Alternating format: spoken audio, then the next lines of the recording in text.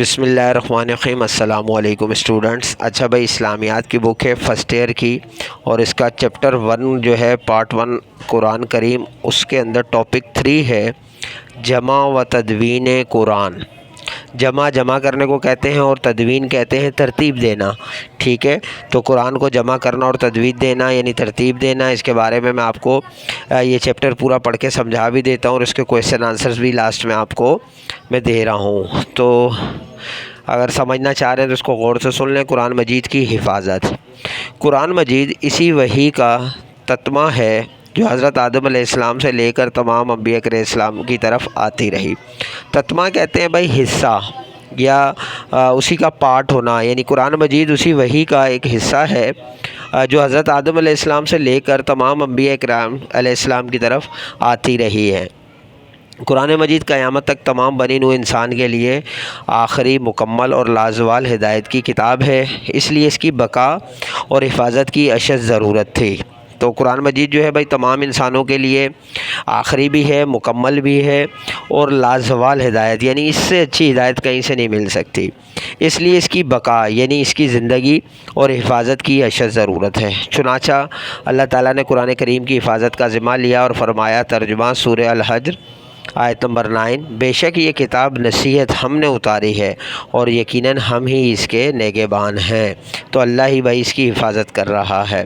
قرآن کریم کے نزول کو صدیاں بیت چکے ہیں، یعنی نازل ہوئے صدیاں بیت چکے ہیں، لیکن اللہ تعالیٰ کی حفاظت کی وجہ سے آج بھی ہمارے پاس وہی قرآن پاک موجود ہے جو سیدنا رسول اللہ صلی اللہ علیہ وسلم پر نازل ہوا تھا، جس میں کسی قسم کی کوئی تبدیلی نہیں ہوئی، ٹھیک ہے بھائی؟ ویسے کا ویسا یہ موجود ہے۔ تدوین قرآن مجید، کسی تحریر کے جمع کرنے، ترتیب دینے اور سنبھالنے کے عمل کو تدوین کہتے ہیں۔ قرآن مجید کی تدوین کا مطلب یہ ہے کہ قرآن مجید کو وحی کے ذریعے نازل ہونے کے بعد کتابی شکل میں جمع کرنا۔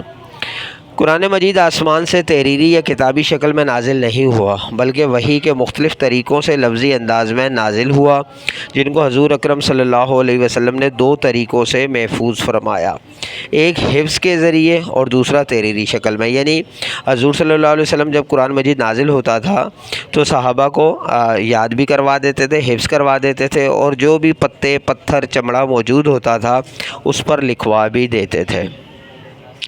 قرآن مجید کی تدوین کے درج ذیل 3 ادوار ہیں، 3 دور تھے بھائی۔ پہلا دور کون سا تھا؟ عہد نبوی صلی اللہ علیہ وسلم۔ ویسے تو ہم قرآن میں 2 ہی پڑھتے ہیں، مکی اور مدنی، یعنی جو مکے میں نازل ہوا یا جو مدینے میں، لیکن یہاں 3 دور اس لیے کہا گیا کہ جو بالکل ابتدائی دور تھا، اسلام کے ابتدائی دور میں عرب پڑھنے لکھنے کے عادی نہیں تھے۔ جب حضور اکرم صلی اللہ علیہ وسلم نے نبوت کا اعلان فرمایا تو اس وقت بھی مکہ میں چند لوگ لکھنا جانتے تھے، ان میں خلفائے راشدین بھی شامل ہیں۔ پھر رسول اللہ صلی اللہ علیہ وسلم کی تعلیم و تربیت کی وجہ سے پڑھنے لکھنے والوں کی تعداد میں اضافہ ہوا، خاص طور پر اس زمانے میں کاغذ کی سہولت کم ہونے کی وجہ سے قرآن مجید کی کتابت چمڑے، جلد نما جھلی پردے، چکنے پتھر، کھجور کے پتوں، لکڑیوں کی تختیوں اور چوڑی ہڈیوں پر کی جاتی تھی۔ تو یہ میں نے آپ کو مختلف چیزیں بتائی جس پر لکھا جاتا تھا۔ حضور کریم صلی اللہ علیہ وسلم پر جو بھی وحی نازل ہوتی تھی، آپ ایک کاتب کو بلا کر، کاتب بولتے ہیں بھائی لکھنے والا، ٹھیک ہے، کاتب کو بلا کر ہدایت فرماتے تھے کہ نازل شدہ آیت کو فلاں سورت کی فلاں آیت کے بعد شامل کیا جائے۔ اس طرح حضور اکرم صلی اللہ علیہ وسلم کی نگرانی میں بعض صحابہ کرام رضی اللہ تعالیٰ عنہم قرآن مجید حفظ بھی کرتے جاتے تھے، اور مختلف چیزوں پر وہ صورتیں اور آیات لکھتے جاتے تھے۔ اس طرح پورا قرآن مجید آپ صلی اللہ علیہ وسلم کے مبارک دور میں لکھ کر مکمل ہوا۔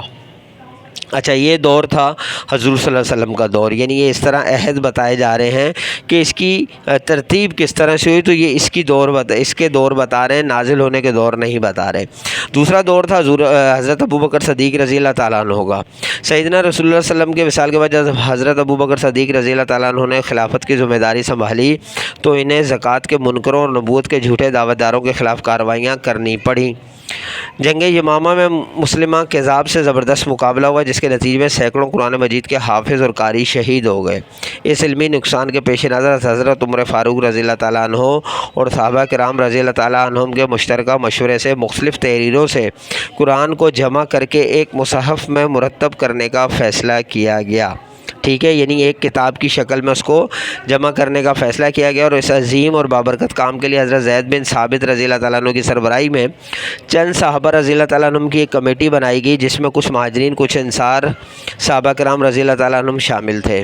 تمام صحابہ کرام رضی اللہ تعالیٰ عنہ سے قرآن مجید کا مواد لے کر، یعنی سب کے پاس تھوڑا تھوڑا جمع تھا تو سب سے لے لیا، اور جمع کرنے کا کام حضرت زید بن ثابت رضی اللہ تعالیٰ عنہ کے سپرد کیا گیا، جبکہ اسے لکھنے کی ذمہ داری حضرت سعید بن العاص رضی اللہ تعالیٰ عنہ کو سونپی گئی۔ حضرت زید بن ثابت رضی اللہ تعالیٰ عنہ قرآن کے حافظ، عالم اور کاتب وحی بھی تھے، یعنی وحی کو لکھنے والے۔ پورا قرآن اسی طرح لکھا گیا اور مختلف ذرائع اور مختلف لوگوں سے مصحف کے طور پر مرتب کیا گیا، یعنی اسی طرح لکھا گیا، پھر مختلف ذرائع جو بھی ذریعے تھے اور مختلف لوگوں سے مطلب وہ لے کر اور مصحف کے طور پر مرتب کیا گیا۔ اس لحاظ سے قرآن مجید کو پہلی جامع کتاب صورت میں لانے والے حضرت ابوبکر صدیق رضی اللہ تعالیٰ عنہ ہیں۔ اچھا، حضور صلی اللہ علیہ وسلم کے دور میں اس کو کتاب کی شکل نہیں دی گئی تھی، بلکہ اس کو مختلف چیزوں میں لکھ کر جمع تو کیا جا رہا تھا، لیکن ایک کتاب کی شکل نہیں دی گئی تھی جو حضرت ابوبکر صدیق رضی اللہ تعالیٰ عنہ کے دور میں دی گئی۔ حضرت ابوبکر صدیق رضی اللہ تعالیٰ عنہ کے بعد قرآن کریم کا یہ نسخہ حضرت عمر رضی اللہ تعالیٰ عنہ کے پاس محفوظ رہا، اور اس کے بعد ام المومنین حضرت حفصہ رضی اللہ تعالیٰ عنہ کے پاس موجود رہا۔ تیسرا دور حضرت عثمان رضی اللہ تعالیٰ عنہ کا دور ہے۔ علاقے اور جغرافیے کے لحاظ سے ہر زبان کے مختلف لہجے ہوتے ہیں۔ عربی زبان میں بھی بہت سی بولی اور انداز بیان ہے، لیکن حضور اکرم صلی اللہ علیہ وسلم کے دور میں 7 لہجے مشہور تھے۔ آپ صلی اللہ علیہ وسلم نے لوگوں کی سہولت کے لیے ان میں سے کسی بھی لہجے میں قرآن مجید کی تلاوت کرنے کی اجازت دے دی تھی۔ جیسے آپ صلی اللہ علیہ وسلم کا ارشاد پاک ہے، ترجمہ: قرآن مجید 7 لہجوں میں نازل ہوا ہے، یعنی 7 لہجے، یعنی جب ہم پڑھتے ہیں تو یہ جو لہجے استعمال ہوتے ہیں یہ مختلف قسم کے مطلب آپ لہجے استعمال کر سکتے ہیں، اس میں 7 لہجے جو ہیں، لہذا ان میں سے جو آسان لگے اسے پڑھیں۔ اس اصول پر پہلے 2 خلفاء کے دور تک عمل ہوتا رہا، لیکن حضرت عثمان غنی کے دور میں جب اسلامی حکومت دور دراز کے ممالک میں پھیل گئی تو لوگوں میں قرأت کے لہجوں میں اختلافات پیدا ہو گئے، یعنی پڑھنے کے جو لہجے تھے اس میں اختلاف پیدا ہو گیا۔ ایک مرتبہ حضرت حذیفہ بن یمان رضی اللہ تعالیٰ عنہ آذربائیجان اور آرمینیا کے محاذ سے واپس آئے اور مدینہ شریف پہنچے تو حضرت عثمان غنی رضی اللہ تعالیٰ عنہ کے پاس آئے اور فرمایا: اے امیر المومنین، امت کو اللہ کی کتاب کے بارے میں یہود و نصارہ جیسے اختلافات سے بچائیں۔ اس پر آپ نے خطبہ دیا اور اس کام کی اہمیت سے لوگوں کو آگاہ کیا۔ پھر حضرت ابوبکر رضی اللہ تعالیٰ عنہ کے دور میں مرتب کردہ نسخے کو حضرت حفصہ رضی اللہ تعالیٰ عنہ کے یہاں سے منگوا کر حضرت زید بن ثابت، حضرت عبداللہ بن زبیر، حضرت سعید بن العاص اور حضرت عبد الرحمن بن حارث بن ہشام رضی اللہ تعالیٰ عنہ کے حوالے کیا۔ انہیں قرآن مجید لکھنے کا حکم دیا اور جہاں لہجوں میں اختلاف ہوا وہاں قریش کا لہجہ اختیار کرنے کی ہدایت دی، کیونکہ قرآن مجید اسی لہجے میں نازل ہوا ہے۔